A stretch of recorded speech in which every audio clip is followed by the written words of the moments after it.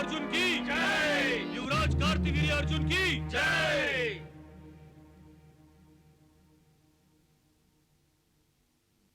मेरे पिताश्री महाराज कृतवीर्य की अभी अभी मृत्यु हुई है, परंतु मुझे ऐसा लगता है कि वो अब भी उस राज सिंहासन पर बैठे हैं।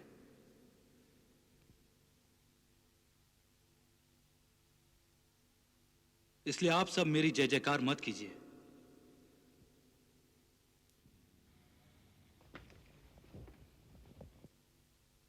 विराजिए युवराज।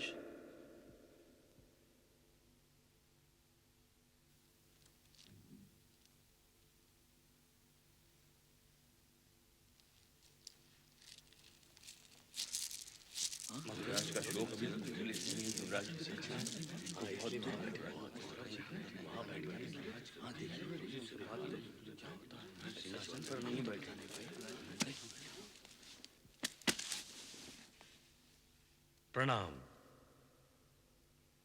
महर्षि गर्ग, आप युवराज अर्जुन का राज्याभिषेक कीजिए। नहीं गुरुदेव, राजा बनने की मेरी कोई लालसा नहीं है। युवराज, मैं आपकी मनोदशा को भली भांति जानता हूं, आपके दुख में सहभागी भी हूं, परंतु राज्य शासन के प्रति आप, मैं, संपूर्ण मंत्रिमंडल निरुत्साहित तो नहीं रह सकते। राजा न हो तो प्रजा अनाथ होती है, इसलिए आप राज्याभिषेक करा लीजिए युवराज। नहीं गुरुदेव, मुझे क्षमा कीजिए, मैं आपकी अवज्ञा नहीं कर रहा हूं। मैं अभी राजा बनने के योग्य नहीं हूं गुरुदेव। जब तक मैं राजा बनने के सारे गुण, सारी शक्तियां और सारी विशिष्टताएं ना प्राप्त कर लूं, मैं अपना राज्याभिषेक कैसे करवा सकता हूं गुरुदेव?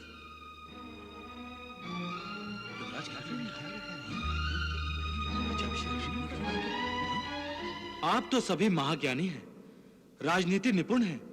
आप जानते हैं कि राजा परमेश्वर का अंश होता है, और जब तक राजा में ईश्वरीय गुणों का प्रादुर्भाव ना हो, उसका राजा बनना उचित नहीं है।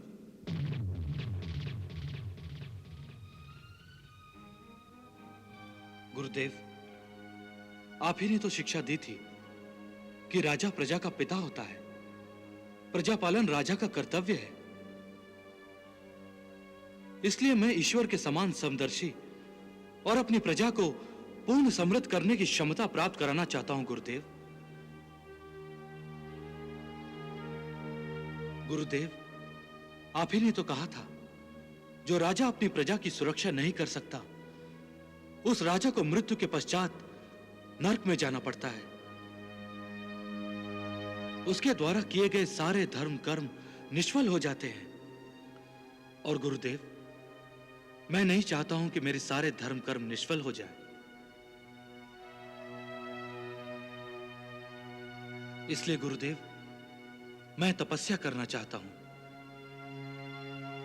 तपस्या करके ऐसी शक्ति प्राप्त करना चाहता हूं जिससे इस पृथ्वी पर मेरे जैसा शक्तिशाली, रिद्धि सिद्धि से संपन्न, शस्त्रधारी दूसरा और कोई ना हो, जिससे मैं अपने प्रजा पालन का दायित्व निभा सकूं।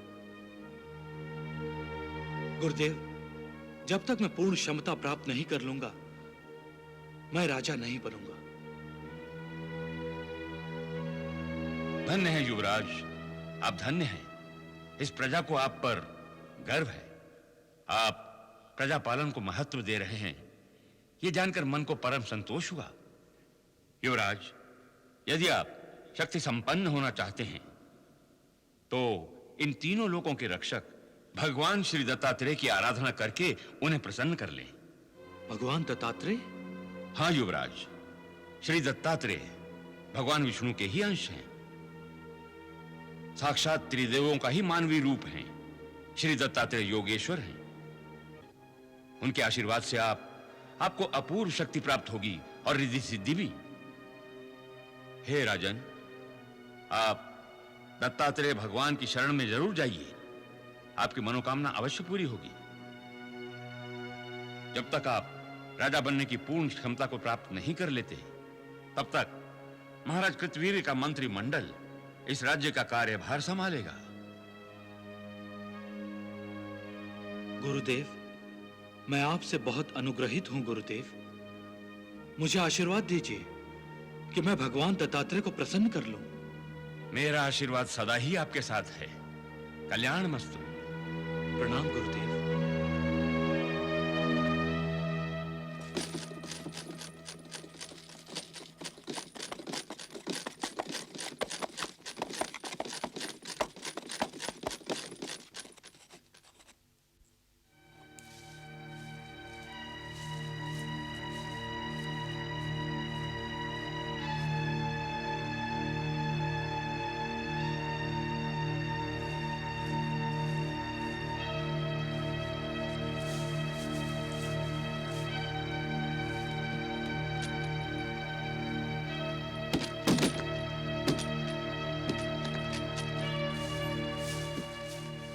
प्रणाम ऋषिवर। कल्याण वस्तु। योगेश्वर दत्तात्रेय कहाँ मिलेंगे? मिलेंगे या नहीं ये तो मैं नहीं कह सकता, परंतु वे सर्वव्यापी हैं। भक्ति भाव से आप जहां देखेंगे, जिसे देखेंगे, दत्त गुरु उसी में दिखाई देंगे। प्रणाम।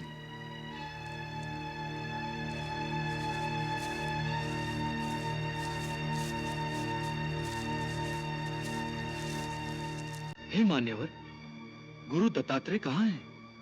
वो देखिए वहां बैठे हैं। प्रभु,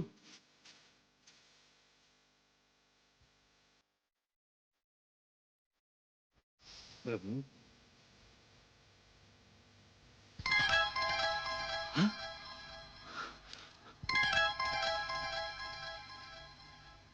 योगेश्वर, प्रभु।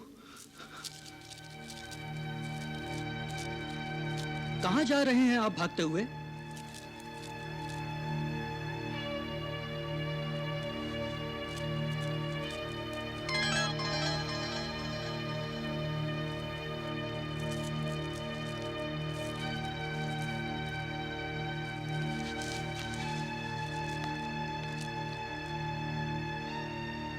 प्रणाम योगेश्वर।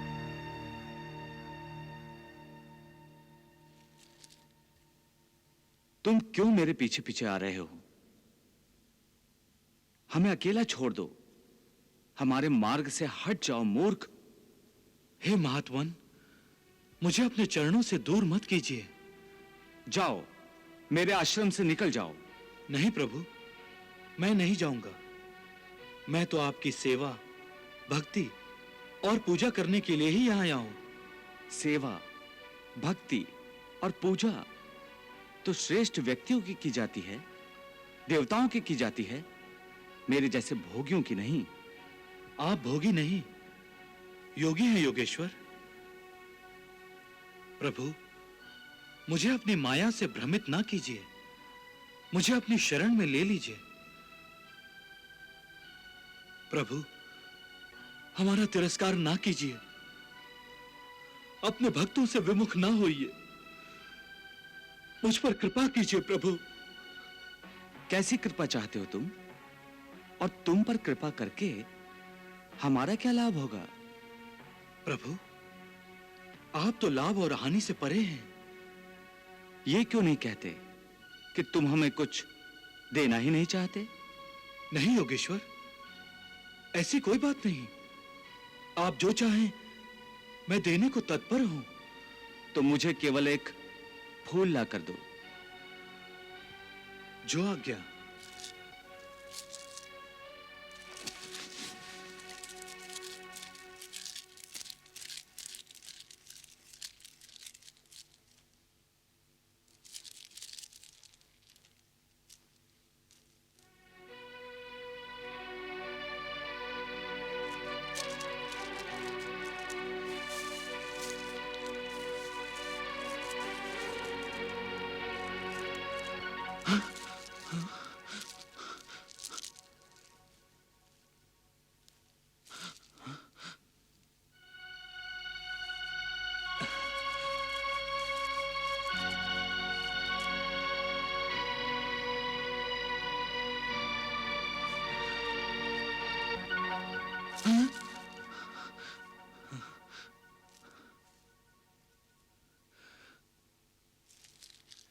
ये कैसी लीला है योगेश्वर?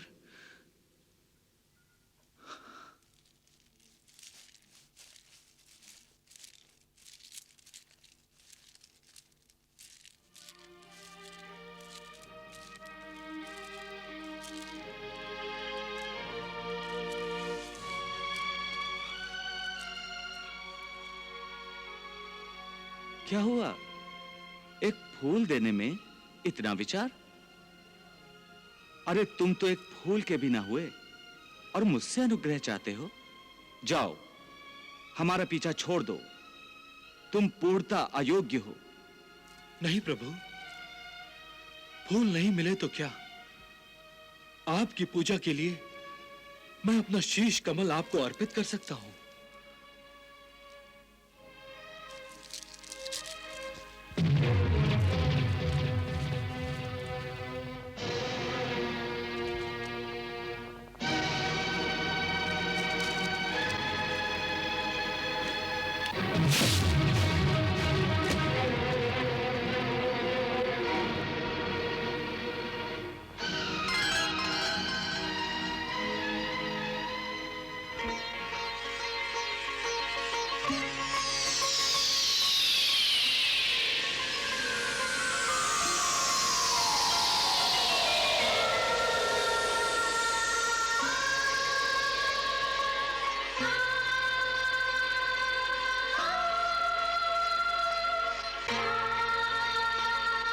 वत्स अर्जुन, तुम परीक्षा में सफल हुए। मैं तुम्हारी सेवा, भक्ति और समर्पण से अति प्रसन्न हूं और तुम्हें शिष्य के रूप में स्वीकार करता हूं। मैं धन्य हो गया गुरुदेव, मैं धन्य हो गया प्रभु। क्या चाहते हो तुम? प्रभु, आपके पूज्य पिताश्री महर्षि अत्रि ने मुझे एक अच्छा मनुष्य बनने का परामर्श दिया है। एक अच्छा मनुष्य ही एक अच्छा राजा बन सकता है। प्रभु, मैं योग्य राजा बनकर प्रजा पालन के सभी दायित्व निभाना चाहता हूं प्रभु। प्रजा कल्याण की इच्छा से जब तक तुम राज करते रहोगे, तब तक मेरा आशीर्वाद सदा तुम्हारे साथ होगा और प्रजा कल्याण के विमुख होते ही तुम्हारी समस्त शक्तियां क्षीण हो जाएंगी। इसलिए हे राजन, जिन कर्मों से जीव और जगत दोनों का कल्याण होता हो, वही कर्म करना चाहिए। इसके विपरीत जिन कर्मों से अधर्म, क्रूरता और पाशविकता उत्पन्न हो, वो कर्म मनुष्य को कभी नहीं करना चाहिए। हे राजन, जब तक तुम विद्वानों, ऋषियों, सज्जनों और ब्राह्मणों का हित और आदर करते रहोगे, तब तक तुम्हारे साम्राज्य में राजलक्ष्मी और धन लक्ष्मी की कभी कोई कमी नहीं होगी। प्रजा का आशीर्वाद तुम्हारा सच्चा बल होगा और प्रजा के कल्याण में ही तुम्हारा अपना कल्याण निहित है। तुम धर्म मार्ग पर आगे बढ़ो। मेरा आशीर्वाद सदा तुम्हारे साथ होगा। मैं तुमसे अति प्रसन्न हूं वत्स। तुम अपने लिए भी तो कुछ मांगो। प्रभु, यदि आप मुझे कुछ देना ही चाहते हैं तो ऐसा वर दीजिए कि मुझ में शत्रु और मित्र को पहचानने की शक्ति बनी रहे। मैं जब युद्ध में जाऊं तो मुझे सहस्त्रों भुजाओं का बल प्राप्त हो। युद्ध के समय अस्त्र और शस्त्र चलाने के लिए मेरे शरीर में 1 सहस्त्र ऐसी भुजाएं उत्पन्न हों कि जिनका भार मेरा शरीर वहन करने में समर्थ रहे। वत्स, जब तुम मानव मात्र के पोषण हेतु अधर्मी शासकों के विरुद्ध युद्ध में जाओगे, तो तुम्हारी मनोकामना अवश्य पूर्ण होगी। और यदि अन्याय और अपने राज्य के विस्तार के लोभ में युद्ध में उतरोगे, तो तुम्हारी ये सहस्त्र भुजाएं तुम्हारे शरीर का भार बढ़ाकर तुम्हें पराजित करेंगी। प्रभु, मैं सर्वदा आपकी आज्ञा के अनुकूल ही युद्ध करूंगा। तुम्हारा कल्याण हो वत्स। प्रणाम प्रभु। तथास्तु।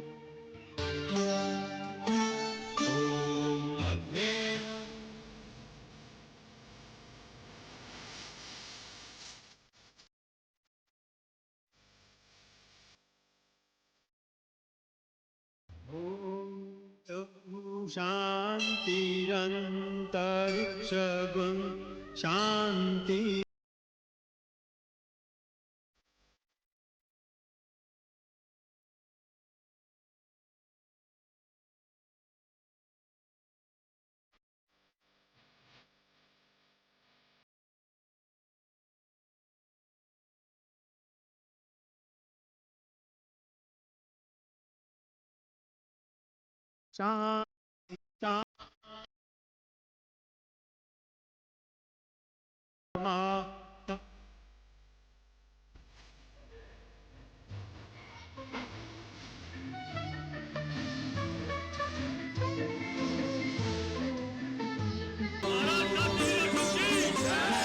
महाराज कार्तिवीर अर्जुन की जय। महाराज कार्तिवीर अर्जुन की जय।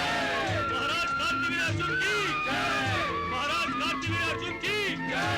महाराज कार्तिवीर अर्जुन की जय। महाराज कार्तिवीर अर्जुन की जय।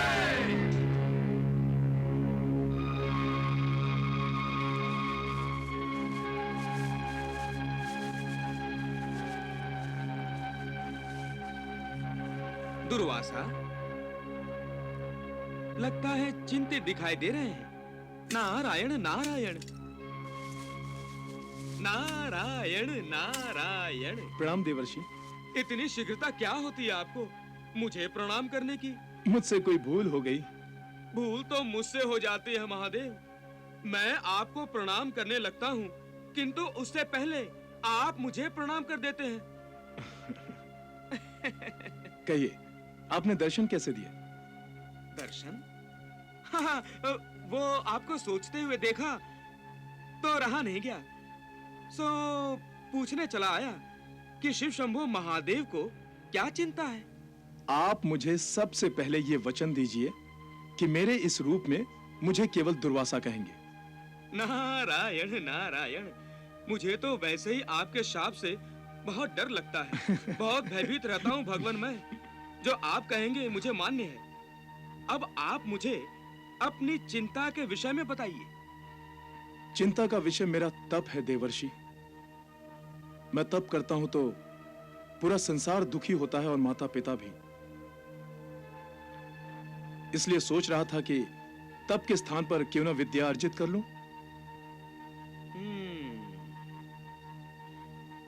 तो क्या करेंगे? सोच रहा था ब्रह्मलोक जाकर क्यों ना वेद का अध्ययन कर लूं। ब्रह्मलोक? तो क्या आप ब्रह्मा जी से वेदों का ज्ञान लेंगे? क्यों नहीं, वही तो है विद्याधिपति।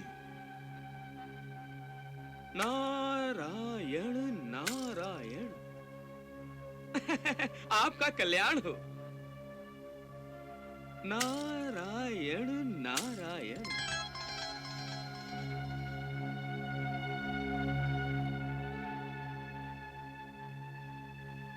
ओम ब्रह्माय नमः। इस सृष्टि में सर्वप्रथम उत्पन्न हुई वाणी, जैसे ही मैंने स्वयं को कमलासन पर विराजमान पाया, वेदों की ऋचाएं स्वयं ही मेरे मुख से निकलने लगी। इन ऋचाओं से देवता और देवताओं से शेष सृष्टि विकसित हुई।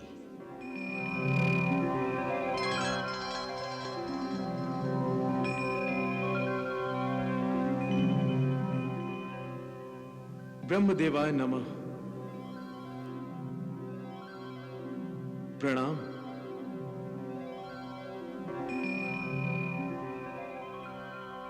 कहो वत्स, कैसे आना हुआ? पितामह, आपके मानस पुत्र महर्षि अत्रि, परम साध्वी अनुसुईया का पुत्र दुर्वासा वेद ज्ञान प्राप्ति के लिए आपकी शरण में आया है। तुम मेरे पौत्र हो दुर्वासा।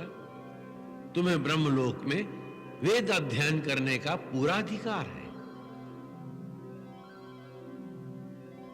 कर्दम, जाओ, जाकर वेद अध्ययन संस्करण की सामग्री एकत्रित करो। हम दुर्वासा को वेद ज्ञान देंगे। नारायण नारायण, ऋषि दुर्वासा को परम पिता ने वेदों का अध्ययन करने के लिए अपनी सहमति प्रदान कर दी है प्रभु। भगवान शिव के क्रोधावतार वेदाध्ययन करेंगे, वो भी परम पिता ब्रह्मा के यहाँ। वत्स नारद, इसमें आपको क्या आपत्ति है वो कहें। आपत्ति ही आपत्ति है प्रभु। मुझे तो ये वेदाध्ययन विपत्तियों की उत्पत्ति ही लगता है। विपत्तियां कैसी वत्स? प्रभु, शीतल सागर में गर्म धारा का प्रवेश हो गया तो विपत्तियों की ही तो लहरें उठेंगी। ऐसा क्यों सोचते हैं वत्स नारद? भगवान शिव और पितामह ब्रह्मा का जुड़ना संसार के लिए आनंद की बात है। सारा आनंद शोक में बदल जाएगा प्रभु, जब दुर्वासा को क्रोध आएगा, और क्रोध में दुर्वासा निष्पक्ष भाव से किसी को भी शाप दे देंगे। ऐसे में यदि उन्होंने परम पिता ब्रह्मा को शाप दे दिया तो